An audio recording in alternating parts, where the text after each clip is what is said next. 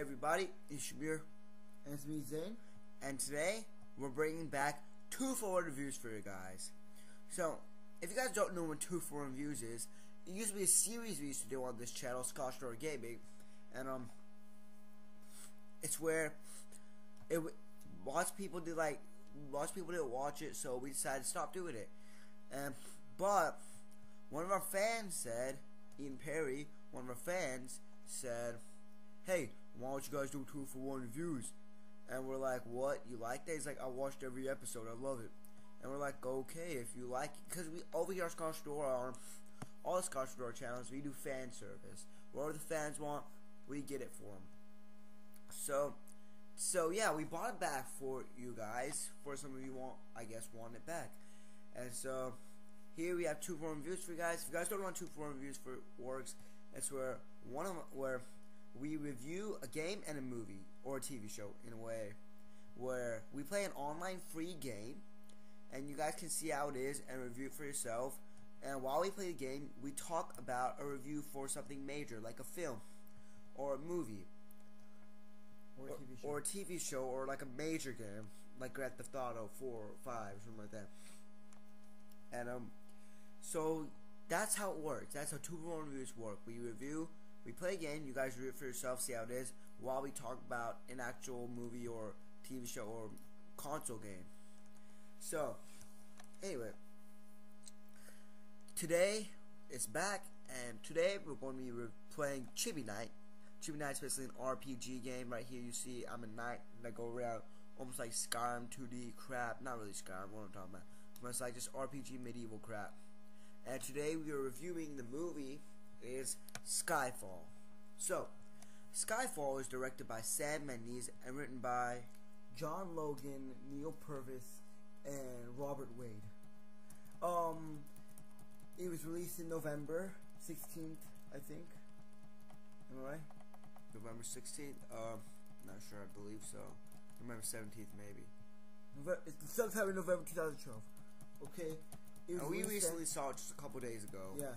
And it was directed by it stars Daniel Craig and Javier Bardem, and it's the 23rd Bond movie in the Bond franchise, and it's been 50 years since the first Bond movie released. In 1962, the first ever James Bond movie was released, and then now 2012, the 23rd Bond movie is released. And this one, the last 2 have been starring Daniel Craig, and Daniel Craig's back. And he is like, he's reprising his role as James Bond in a bigger story and a bigger, crazier, action-packed adventure than ever. Alright? So, Shammer, give your review. So, anyways, you guys know, Skyfall stars also Javier Bardem. And I would say Javier Bardem is one of my favorite actors of all time. He's just so good. He's one of my favorite movies of all time called No Country for Old Men. There's a stellar Oscar performance in there. You guys have got to check out No Country for Old Men. Check it out. But anyway, so he's in this film, and this guy made the movie at time. He didn't completely make the movie. Like, if he wasn't in it, if there was like a different character, I wouldn't say this movie was terrible. I still say it's pretty good. But I say this movie, if it wasn't for Javier Bardem, this movie wouldn't be what it is today. Just amazing. His acting as like I think a sort of like a sociopath, sort of homophobe almost, and just a creepy. This guy's weird, okay? Really creepy dude. Making another great villain, one of the greatest villains of all time again. Like another one of his movies, like No Country for Old Men, and oh my God, he steals the movie because he's just so good, so good at acting. Here's the crazy thing. He's already gayest villain I've ever seen in my life. There's one scene in where James Bond. Don't spoil it for him. No, let's just leave it. So let's just say he caresses James Bond in a way, which is really strange. It's really and so, yeah, this guy made the movie one of the best. Also, writing was very good. I like the writing. At times, they make stupid, cheesy, corny jokes, which once I feel like it's in plenty of James Bond. What I also love about the movie though is the homages. Since it's a 50th anniversary, it gives so much homages to all the James Bond films. Alright? Like, if you guys don't know what I'm talking about, it gives so much. Like, there's this one scene, like, very subtly, like, when he's at a bar, okay, and a woman is at the bar, and she's shaking the little canister full of wine, or whatever drink, martini, and James Bond says, perfect, because, you know, shaken, not stirred, and so that was a major homage. I love that. Also, as they suddenly put in their James Bond, at times you did not expect. Like, I was just watching in the part of the movie where there's like it's like an exotic location somewhere. The character says, James Bond says, someone just comes up to me and says, "What's your name?" He says, James Bond. So fast, so subtly. If you weren't paying attention for 5 seconds, you would have missed it. And I also love that a lot. Also, that was great. The homages they made to the films. This movie, the action sequences in the movie were exciting. I mean, the beginning one was fun. It's more dark than any other James Bond film I've ever seen, because it brings back people's past, and it's all about revenge and just brings back lots of James Bond, and how James Bond is gritty. James Bond has been broken down. If you see, he's got grown sort of like a bristly beard. James Bond has been broken down in this movie, and and it shows how, you know, even though like James Bond getting older 50 years, I mean, it actually looks like James Bond has aged 50 years.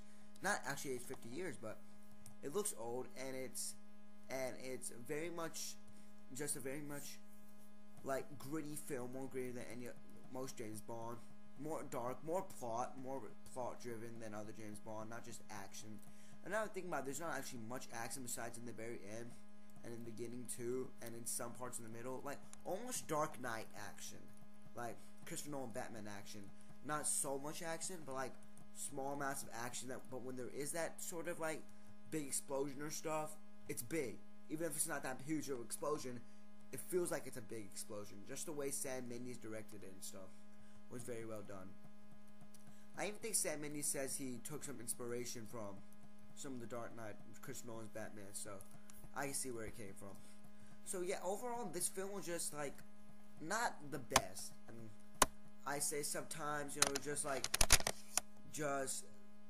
little Javier Bardem. Although he good acting, I didn't feel like he was that like really scary, terrifying when he came into a room.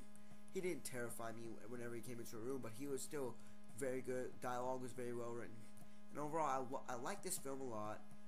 Only James Bond film, I have to say, to be honest. Only James Bond film I've ever seen. And out of a 10 score, I give this film a 7. Yeah, a 7. 7's good enough. I'm not going to name all the cons. I mean, it's still a good film. You might catch some cons,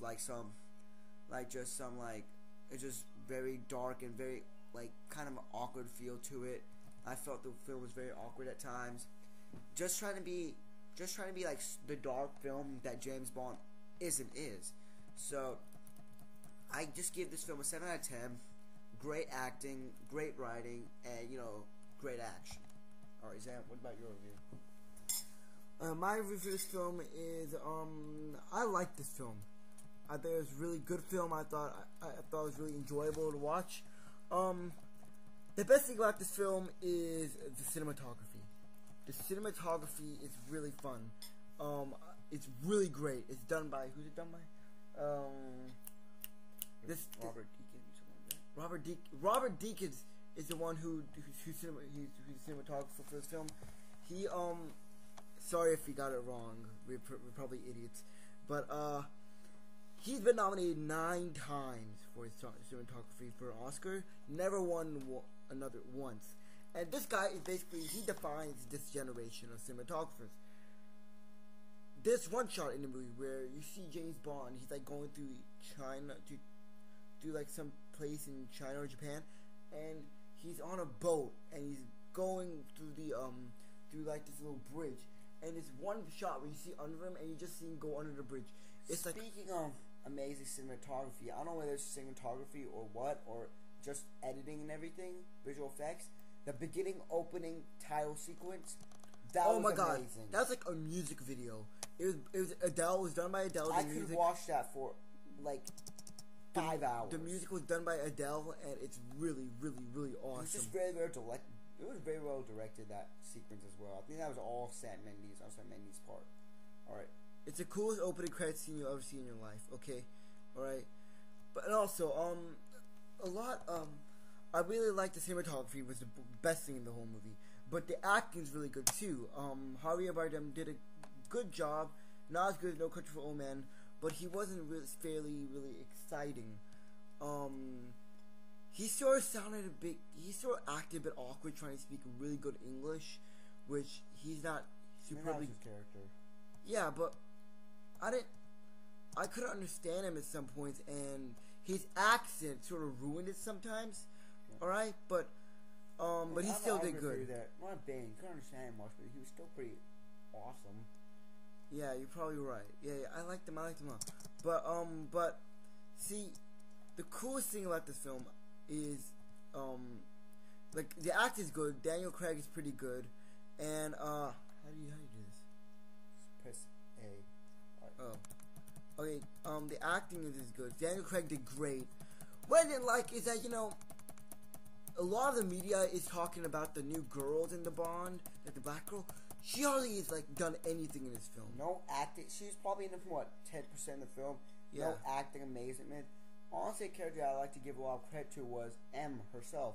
M was a Bond girl. Yeah. She was really good, and they actually show how she's a leader, and how how leaders the government get how broken governors down. And they don't ever get in trouble. They're never ones that have to risk their life, and so people get angry after that. That M never has to risk her life, and in this one, crap goes down. My God, crap goes down. Now that I think about the film, it's more about how M also ages with Bond.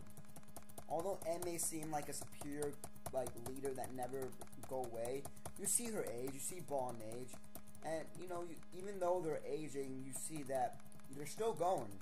They're still going no matter how old they get. It's just trying to show that James Bond films will never end. They'll always be great no matter how old they get, no matter how long they're stretching it. They're always great, and no one ever wants to lose Bond. Ralph Fiennes is in this movie too. He's in it for a little while, but he's really good also. But the girls in this film, the sidekick, and there's a whole poster dedicated to this Asian girl that's in it for 5 seconds, and James Bond has Alright, the thing I can say is that the girls hardly have any time, and this is Asian girl has a whole poster dedicated to her, and she doesn't do anything except have sex with James Bond, and that's all she does. And they have a whole poster dedicated to her, which is just stupid. It's a strictly James Bond movie, and sort of M's movie, and the villain's movie. Okay, and this is probably the most grittiest James Bond movie ever, since they kill off a lot of people in this film, and they have no mercy. It's like Dark Knight. They don't have mercy. They don't have mercy in this film. Alright, and honestly, I think the ways they reacted to that was very unrealistic. M just says, "I've killed a lot of people," and she didn't even. I think it might have been her acting, but the way she acted as a character, as trying to show that she killed a lot of people, she didn't look remorseful at all. I'm not sure if that's her character, whether that was just acting, or whether the screenwriter just didn't add that much dialogue to show her remorse. But I don't know. It just felt kind of awkward because so many people were dying in the film, and M honestly just said, "I've killed all these people," nonchalantly. "Oh, I killed all these people," and I don't know. It's very strange. The directing was really well done too. It was fast paced. It was gritty. It was really good. The locations, they basically show off London at its best. They show off the subway of London. They show off the big city. They show off a bunch of stuff, and the filming and the photography is great. All right, that's the best thing. The direction and the cinematography is great. The writing is okay. I like the homages to James Bond. Yeah. Man, remember that scene when Javier Bardem first shows up? Oh my! There's one scene where Javier Bardem is he has his whole dialogue, and That's amazing writing. He does amazing writing. The dialogue is great in that scene, and he does great acting. And Javier Bardem is probably the best actor in this film. It's really good. Okay, but the problem with this film is that it's not great. It's not a crazy great film. It's not something I watch over and over again. I'll probably watch it again when it comes out on Blu-ray. Yeah, and that's basically it once. But Robert Deakins, if he doesn't get another Oscar, if he doesn't get a win, I will get angry because he will definitely get nominated for Oscar for best cinematography, but he will lose. All right, he might so lose. what do you give it out of 10? I give it a 7 out of 10. It's not great, but it was a good film and nothing like super memorable. I'm on borderline 7/8, maybe 7.5. I don't do that like 0.5 crap though. But I say 7. But I think I might even buy it on Blu-ray. It's a very good film, amazing, looks great, acting's great, and writing's great. You guys definitely have to check it out. We gotta All right, see Skyfall. more. We gotta see more James Bond movies. I know. Yeah. Skyfall, 7 out of 10. Thanks for watching, you guys. We'd like to thank Ian Perry, and thanks for watching Chibi, and thanks for playing Chibi Night with us. And check out this game. I'll put the link in the description below. Alright, see you guys later.